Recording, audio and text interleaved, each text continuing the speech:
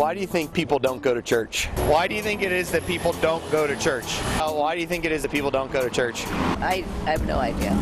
Wow, that's a great question. Lack of needed faith, maybe. I've heard people say church is a money-making scheme before, too. I think they're pretty rigid, and they're also very exclusionary. You know, God loves you except if you're this or that or that or that. Laziness. I worked at a church as a pianist, and it was all about money. The sermons were always talking about money and how they didn't have enough money to support the church. Lack of faith in the religion is a whole. Or people getting drunk early in the morning. I mean, what's more important, you know? Well, either they don't believe in God, or it's boring, or something like, things like that. Yeah. Some of the churches I've been to are pretty dull. Okay, why do you think it is that people don't go to church? It's a waste of time. Because it's hard to believe in something you can't touch. A lot of religious institutions haven't kept up to date with society as it's changed. Well, look at the churches. I mean, it's very, regimented. It has to be this day, this day, this day. I mean, look at the Catholic faith. Stand, sit, preach, sing, pray. If I could find a good Baptist choir to go into my Catholic faith, that would be awesome. I don't know, I think religion was kind of something that was like back in like the 50s and 60s. So I think just with the newer generations, and the church is so traditional, we're just kind of moving past it and finding our own ways of religious outlets. Not really sure. I guess maybe the structure, just people when to pray, when to stand up, when to sit down, when to kneel. They don't need to. It's not a fun place to be for some people. I guess the way the news kind of portrays possibly the church and stuff like that. I think it's because the Bible's all a bunch of lies. The church and the traditions, it's kind of a lot of unnecessary stuff, and it's just not appealing to many. At church, it's just overkill, and they do the same thing over and over. People just can get tired of that and just stop going. Why do you think it is that people don't go to church? Because churches are weird cults. They like to sleep on Sundays. Yeah, probably. Maybe they don't believe in that religion, or they just don't want to be pressured to give money. And the reason that I don't go to church is because you have hypocrites that go to church that screw people over all week long, and then they think by going to church on Sunday and giving money in a basket that it's going to make up for it, and it's going to buy their way into heaven, and it isn't. So that's why I don't go. Probably nothing wrong with the church. Probably people are just too lazy to go. It is pretty boring and predictable. I don't know. I heard someone tell me once that religion is a crutch, and it made them feel weak. Well, we go every Sunday, sometimes even on Saturday, so I wouldn't know. It's not really, I don't really care. The church is a money-making scheme. Laziness. The sermons were always talking about money. It's boring. It's a waste of time. It's very, regimented. We're just kind of moving past it. They don't need to. The Bible's all a bunch of lies. They do the same thing over and over. People just can get tired of that and just stop going. They just don't want to be pressured to give money. It is pretty boring and predictable. I don't really care.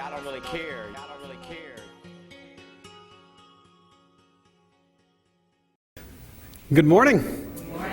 I'm Robert Kelly. I'm one of the pastors here at the church, and welcome to Back to Church Sunday. We are delighted that you have taken some time to come out and join us this morning. And hearing out all of those different criticisms and whatnot, my goodness, surprised any of you showed up here this morning. We have taken an opportunity like this just to sort of remind ourselves what it is we do, who we are. We are celebrating, you might say, this Back to Church Sunday as a way to help us understand a little bit more about who the church really is, who we ought to be. So I am, there's all sorts of different types of movie genres out there. You guys know, you've got your action movies, and you've got your romance movies, and you have your action romance movies, and whatever else you got, all of your horror and sci-fi and all this kind of stuff. I don't have all of these different categories usually that I live by. For me, movies are broken down into two categories for every movie that's out there. Those that you should see in a theater, and those that you should not. Does anybody else have this category? Because I'm a bit of a cheapskate, and so for me, I'm not going to see every movie that comes out in a theater. I'm not going to drop, whatever it is now, what, $11 a pop or something like that before popcorn? And I can't watch a movie without popcorn. So it ends up being like this $50 affair for, just a couple of people to go out. So I have to pick my movies carefully. All of the movies that you can see in a theater and all of the movies that you should wait until they come out on DVD or on TV even, with commercials and everything, edited, all of that kind of stuff. Those are does anybody have a category like similar?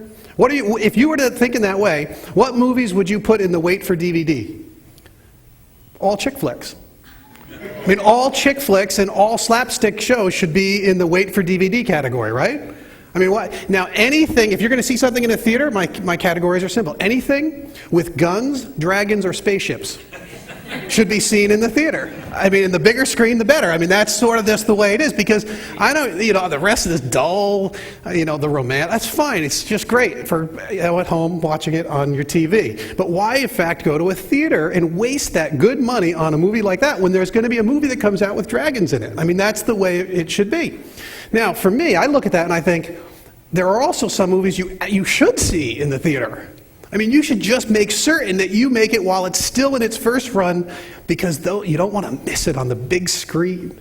Dolby surround sound, the digital theaters now. I mean, that you want to just see it because that's the way to do it. I mean, I love it because I don't like watching these grand epic films with this dull and kind of lousy quality and sound and and once you've seen the good theaters and you've seen the digital screens, you don't even want to go back to that sort of dullness again. And in theaters you might say, well, maybe I'll do it, maybe I won't. I don't go to any, I go to all of them, it doesn't matter. I don't discriminate, I don't have categories. And that might be fine for movies, but how about for life? How about your life? Do you settle for a gray sort of analog, scratchy, weak in power sort of life? You take a look at our technology. Is your life being lived out like that? Or are you pumped about your new phone? Your little computer in your pocket. This here is a fantastic old relic. The Apple II GS. Who had this computer? I know a few of you had this computer, right? Wow, that was a killer computer right there, man. We love this thing. It's hard to find these now. And this is a great, this is a 5 and a quarter, is that? A 5 1/4 inch floppy? Some of you don't even know what that is. You think it's a vinyl. You think it's the same thing. You're like, well, that's an awfully big disc. Wow, that must hold lots of stuff. Nope, not really. Our old TVs, you guys remember these old big giant things? You couldn't, try to hang this thing on a wall. It doesn't even work like this. We want to move in this direction. We want to move toward things that are high def. We want to move toward things that are powerful. There's more computing power in some of your watches than in that thing.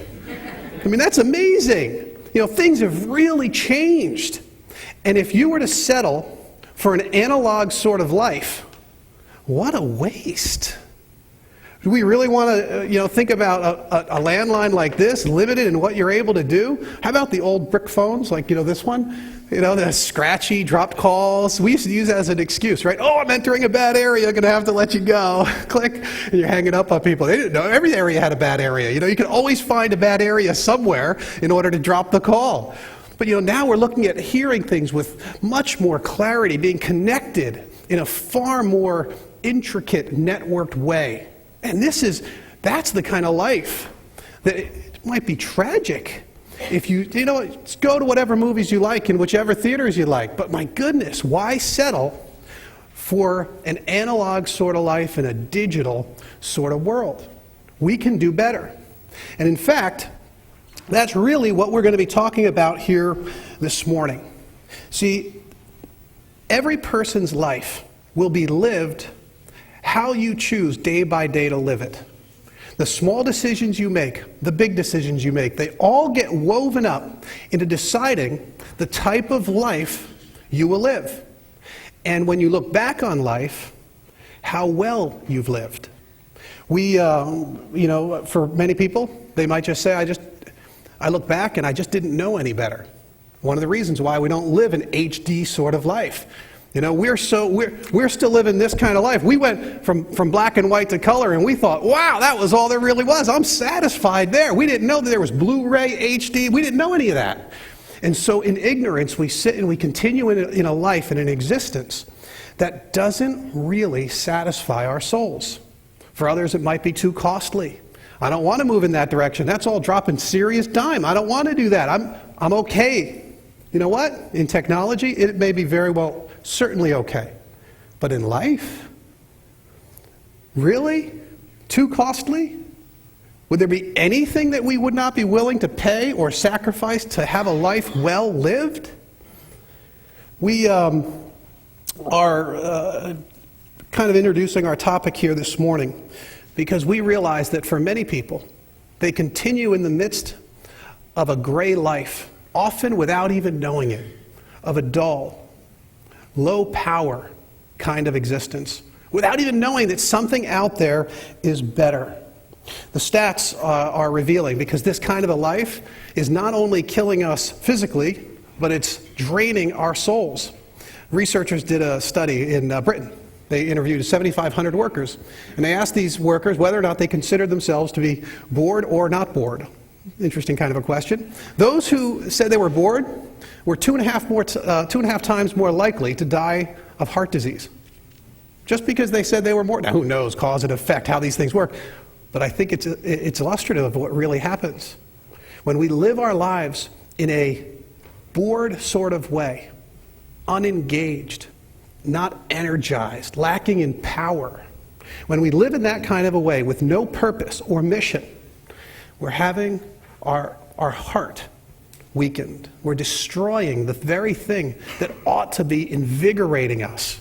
We're sucking it of its lifeblood. So this morning really is a challenge. It's not simply a challenge to sort of come back to church. That would be too simple. That would be too easy. We're talking about a challenge to be the church, to become what you were meant for, what you were designed to be by your Creator, to be the heart and the hands and the voice of Jesus in this world, to find meaning, purpose for your life.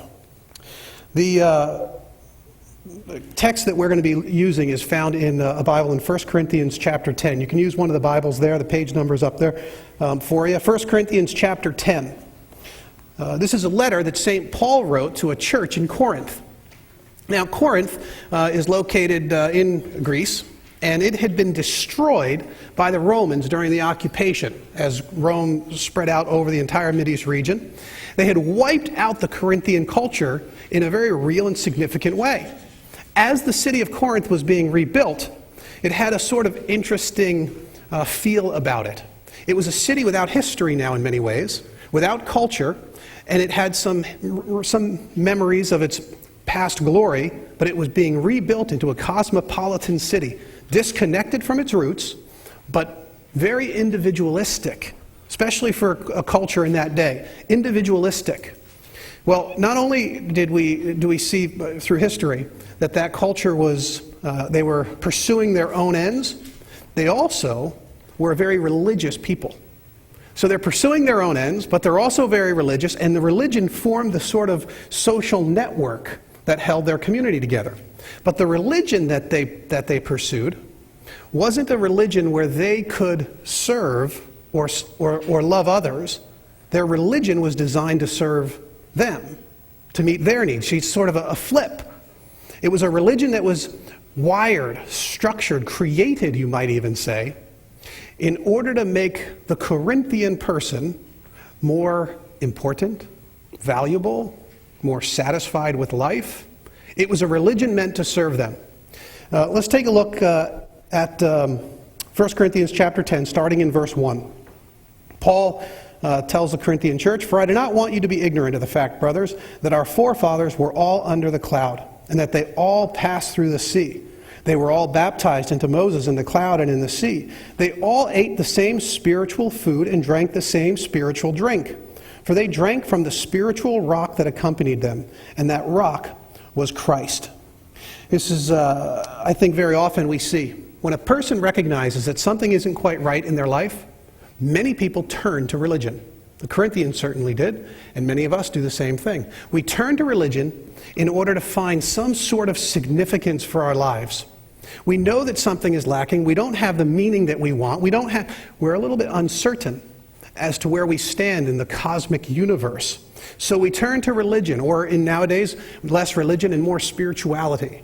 We turn to spiritual things to find that other unseen dimension, to connect with something, someone other than ourselves. We do this in order to bring a little energy, a little meaning into our lives. We're trying, you see, to get out of this analog existence and get into this digital world. So we're looking for a way to do that. The Corinthians, of course, were no different. It's sort of interesting that you can see in the history of Israel the purpose of humanity. Let me go back just for a moment with you. Around 1500 BC, 3,500 years ago, the nation of Israel found themselves as slaves in Egypt. You're familiar with the story. This is where the Passover comes from. You remember Charlton Heston, the Ten Commandments, let my people go, that whole big scene. That is the historical background to what Paul's talking about here. And he says God pulled them out of slavery, brought them out of Egypt to be led into the promised land.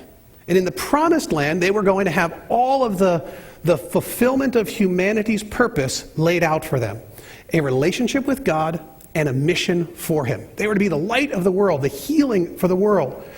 Now, the Israelites, as they, came through the Red Sea, remember the big scene, right? Paul is saying they were baptized into Moses. See the religious language he's using. They were baptized into Moses. He also says they had the same spiritual food and drink.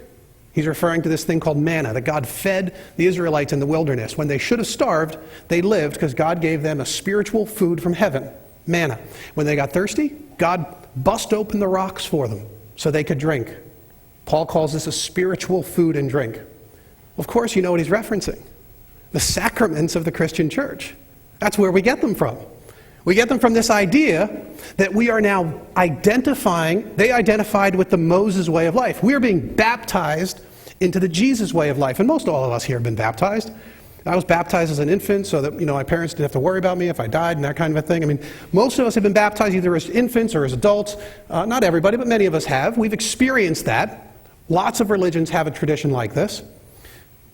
We're religious because we want to make something right. We pursue the sacraments because something is wrong that we want to fix.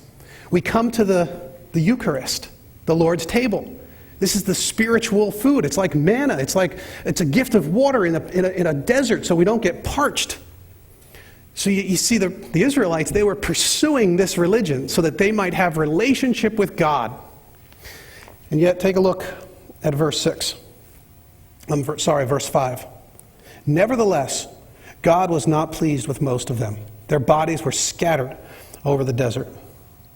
Some of you are thinking, well, yeah, that's the God I remember. Bodies scattered in the desert. Yeah, that's the one I remember.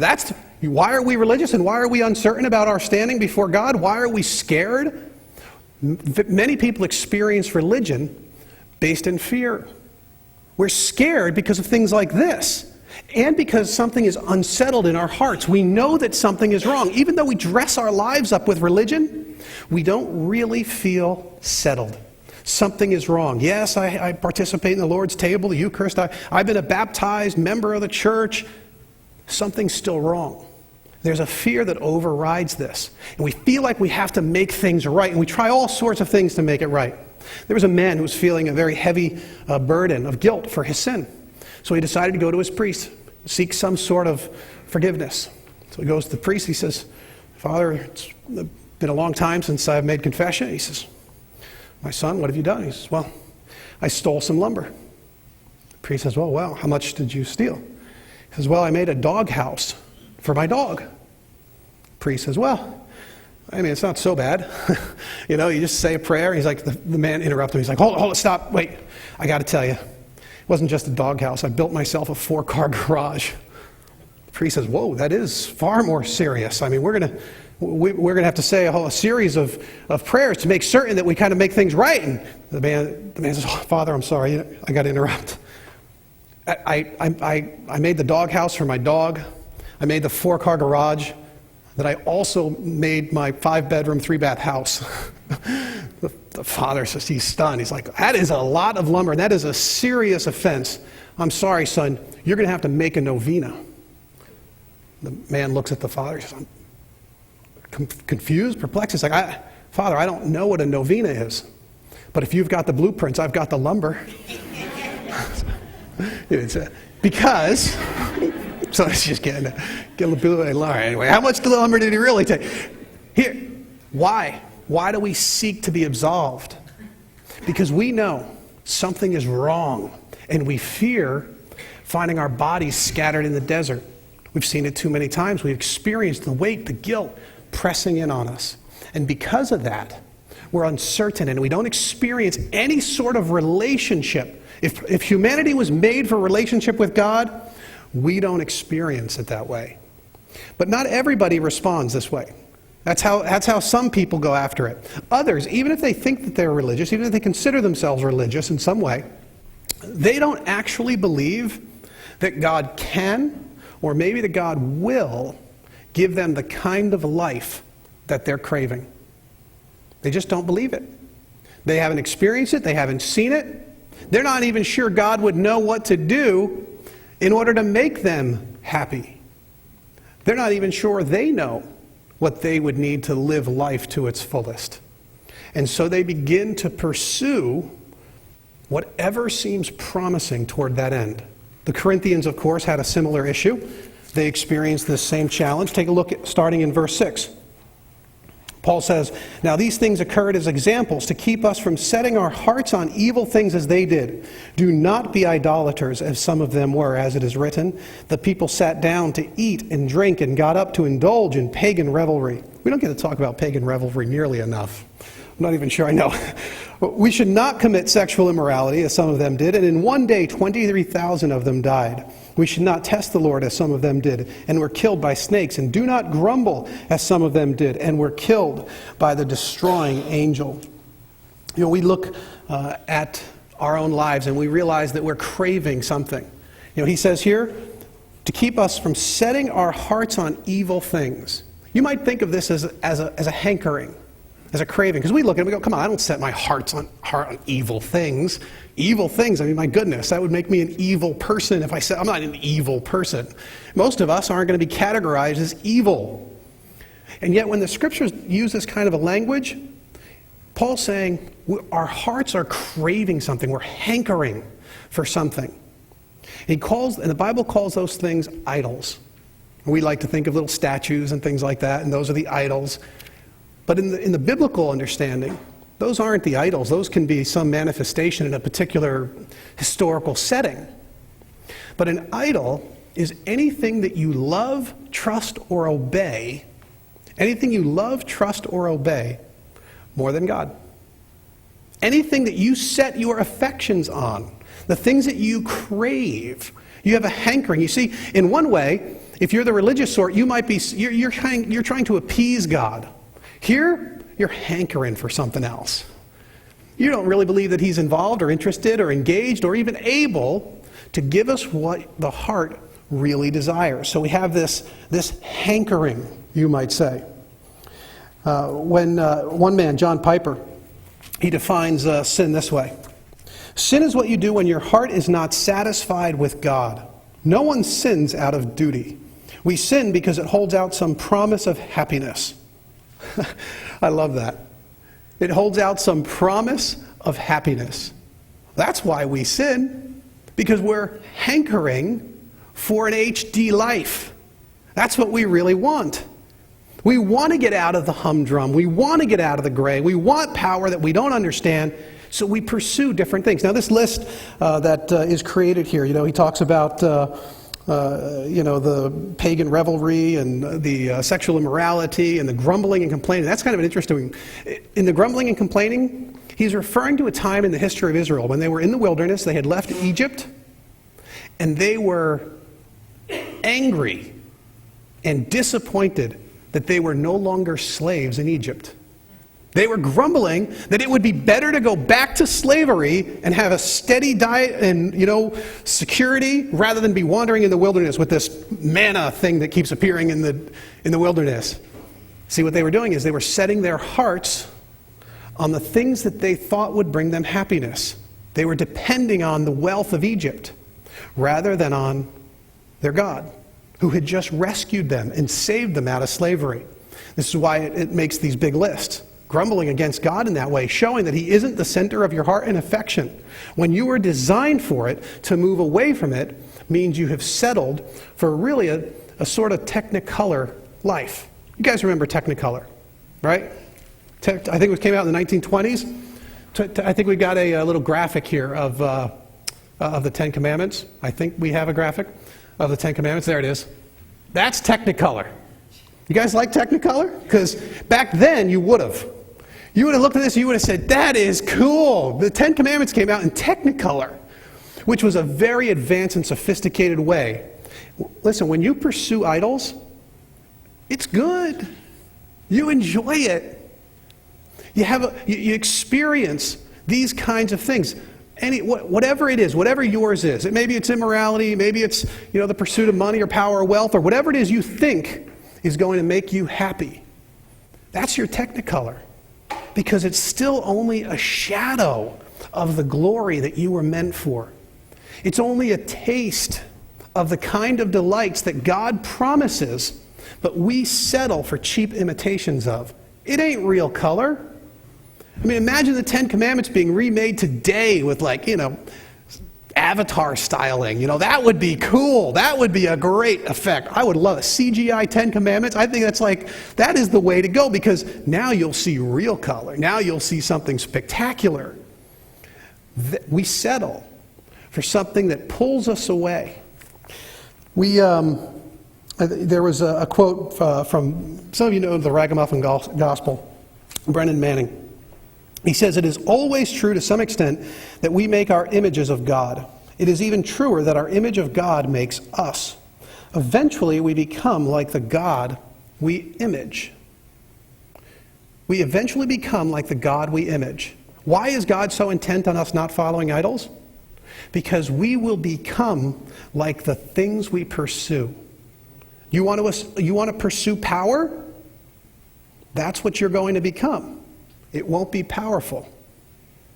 You're going to pursue money with its fleeting promises, sexual immorality, a disruptor of relationships, a destroyer of the interwoven intricacies of your soul and your body. Be careful. You will become like the gods you serve. God, in a great act of love, is saying, you've got to get away from those things. We look at Him and we think He's harsh. He's saying, no, you got to get away from these things because they're wrecking your design. They're stunting your mission. They're ruining your relationship with me and with other people. We sort of know this, though. Every once in a while, we get a taste. Every once in a while, we have a moment where something happens and we say, we really do want to experience the fullness of what our mission is in this world. We get a taste of a relationship with God. In a moment of quiet, we feel God speaking to us in some way, calling us to Himself. No fear in that relationship. And we get a taste of it, and all of a sudden it's gone. We serve someone else. We live out our mission. God's called us to be the hands of Jesus, the voice, the touch, the healing of Jesus in this world. That's our mission. That's our purpose. That's what brings a vitality and meaning to life. And yet, when we get a taste of it, we say, yeah. We did like 700 we helped some underprivileged kids get school supplies and backpacks and stuff like that. I love that. It's a great feeling. We do all sorts of things like this at church. We're doing we do stuff for the food pantry and the homeless shelter and things like that. They give you a taste. When you do that, you go, oh, that feels so good. Because you were meant to live your life serving other. All of those other things, they're self-focused. We have been called out of it. And so we get a taste of it and we say, yeah, I want to be like that. I want to live that kind of life. But I know that something is broken. I know that something is wrong. And if I'm going to live that kind of life consistently, if I'm going to experience a relationship with God and a mission for Him, if I'm going to have both the privilege of walking with God and the purpose, that will bring a delight to my life, if I'm going to really do that, something has to change. Something did change. I mean, think about our technology for a minute. Take out your phone. Everybody have you get your phones here, right? Hopefully they're on silence. Go ahead and take out your phones. Go ahead. What do you got? Anybody have a like an old clunker? Go ahead. Anyone? No? Anybody have a smart? Who's got like who thinks they have the oldest phone here? What is it? I don't even know what.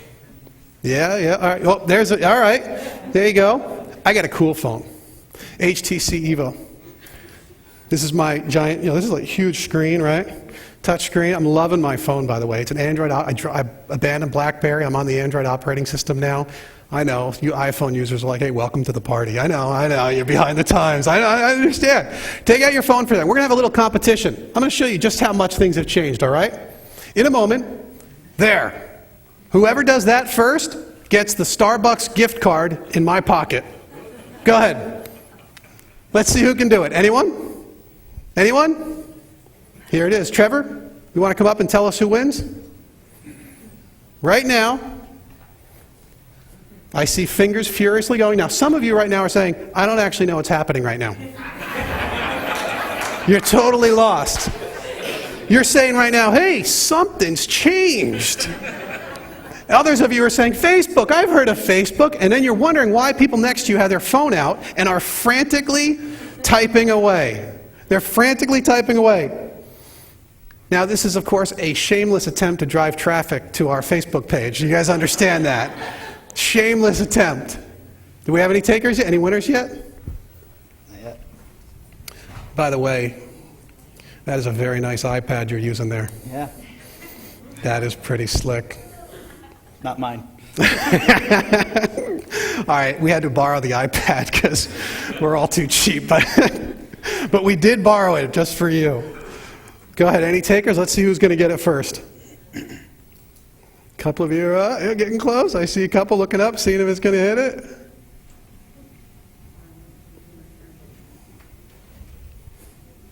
Now, I don't want to have to explain to you why it is that I have Trevor doing this. Because I'm in the group of people that are still saying, I don't exactly understand this whole... I've worked with them all week to get my lingo right, so I don't sound like a complete moron talking about it. Any takers on it? Let's see. Well, you guys are slow. Some of you aren't even, oh wait, your phones can't do it. Some of you can't even do it. And some of you are saying, that's pretty unbelievable. Why? See, a lot has changed. For many people, we look at technology and we just think it's the natural progression. Of course it is. But rarely do we begin to think about how these things impact our lives. Not just technology, but the changes that take place, the catastrophic, the wonderful, significant changes that actually take place. Anyone? I've got nobody yet. Somebody actually get up there? Because Yeah. it's not showing up here. All right, well, we'll have to come back to it. Here, take that. Just tell us when they get it. Yep. We're now able to take a little computer in your pocket. Some of you are thinking, I have no idea how to do this. I understand. That's great. Don't you worry about a thing. Some of you hate Facebook. Don't worry about it. All of us are at a different place. And we look at things like this and we say, wow, I'm so glad the world's changing. I'm so glad we're better connected. I'm so glad I'm able to enjoy an IMAX movie. I'm so glad. But something has changed. Something has changed for all of humanity. Now, when you think about this for a moment, you think, oh, come on, do we make a big deal over, ancient texts? Flip over, if you would, to 2 Corinthians chapter 5, a few pages over to the right. You still got your Bibles open. If you're saying to yourself, for something like this to happen, for me to live like this, it's not just that something would have to change. You would have to change. There would have to be a transformation that takes place that is far deeper than anything you have experienced in the past. Take a look at, starting in verse 14, for 2 Corinthians chapter 5, verse 14. Paul says, "For Christ's love compels us, because we are convinced that one died for all, and therefore all died. And he died for all, that those